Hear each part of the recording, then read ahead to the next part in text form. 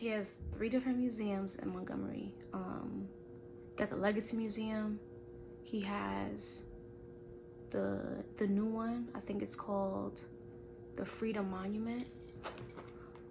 Hold on, let me check. All right. Just went to Montgomery. Like I came back yesterday from Montgomery. And I had an amazing time. If I seem a little low spirit, I'm gonna just keep it a buck. Yeah, if I seem a little low spirit, you know, I just spoke to somebody I really care about, and they're not like always supportive of my artist journey, but it's like someone I feel like I need to speak to. So I'm balancing like how to manage that relationship. But anyway, I went to Montgomery, and it was so necessary. And it was so needed. Like, I didn't know I needed it though. I would never say, yo, let's go to Montgomery. But while I was there, I got to see the church that Dr. King used to preach at. I got to meet Bryan Stevenson, who, you know, I don't know if you ever heard of Just Mercy, but he was like the Just Mercy guy.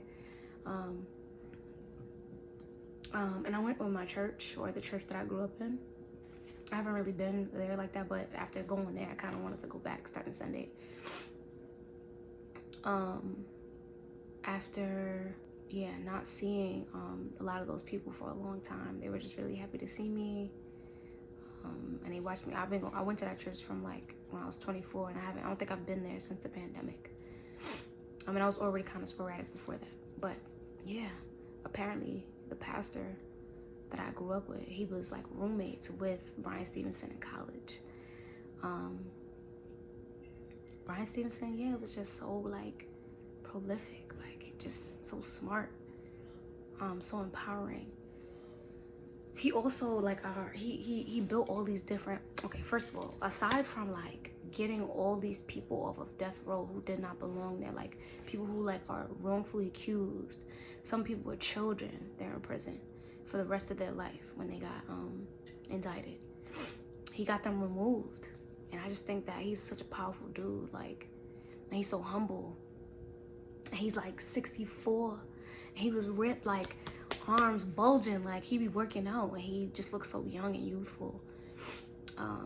And I don't know, it's just a testament of kind of who I want to be and how I want to be when I get older.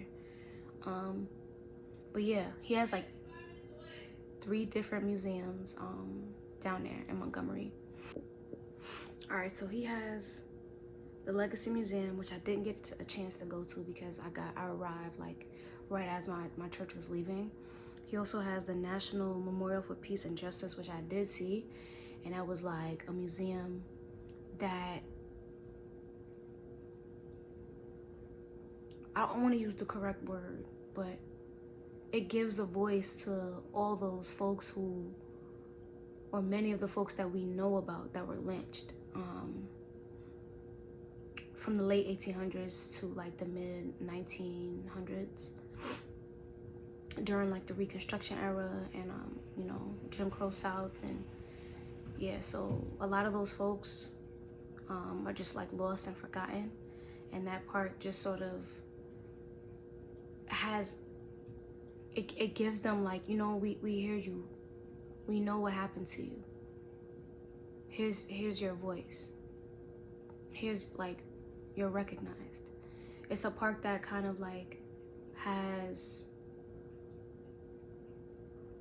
tombstones, and I know it sounds kind of grim, but it has tombstones and just a way to like reflect and pay respect to those people who lost their lives, who just were forgotten and disrespected and disregarded by our government and not taken seriously and shitted on, really. And when we learn about Black American history, like a lot of these people, their names, who they were, they're left out.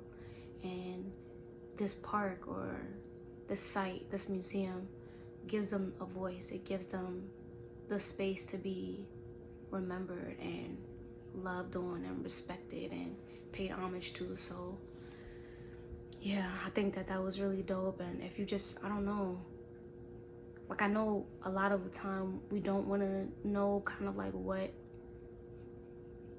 we've been through, and it feels like trauma baiting, but it didn't feel like, yo, everybody just wants to talk about slavery. Like, and I kind of resent that sentiment, because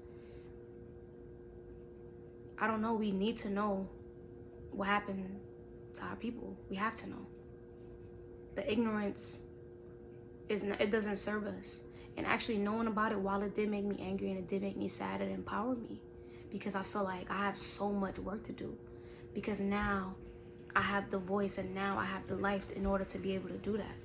And with these people a part of my ancestry, like I feel like it's a duty to bring them justice, you know? So yeah. And he also just built the Freedom Monument Sculpture Park. That was crazy. My church and I, we were the first people to see it. So shout out to Bryan Stevenson. So yeah, that was just incredible. I'm definitely gonna attach some videos and pictures of what happened. The Freedom Monument Sculpture Park had like narratives from people who were actually living through slavery, and the sculptures were just like incredible, and it allows like artists who are, I believe, I'm sure are mostly Black, the ability to showcase their art and express themselves in regards to what we've been through. Like there was a Kahende Wali sculpture in there. Oh my gosh. And I'm definitely I took a picture of it, and I'm definitely gonna include it in this video too, but it was incredible. Yeah. So I definitely suggest that y'all go check out Montgomery, just to go see those pieces. I didn't see a bunch of other stuff going on in Montgomery. It's a very slow town, so if you're from a big city like I am, it's really, really slow. But just to understand more about our history, I definitely suggest that y'all go. Like I know we all know about the African American Museum in DC, but yeah, that one is very, very, very serious, and very dope.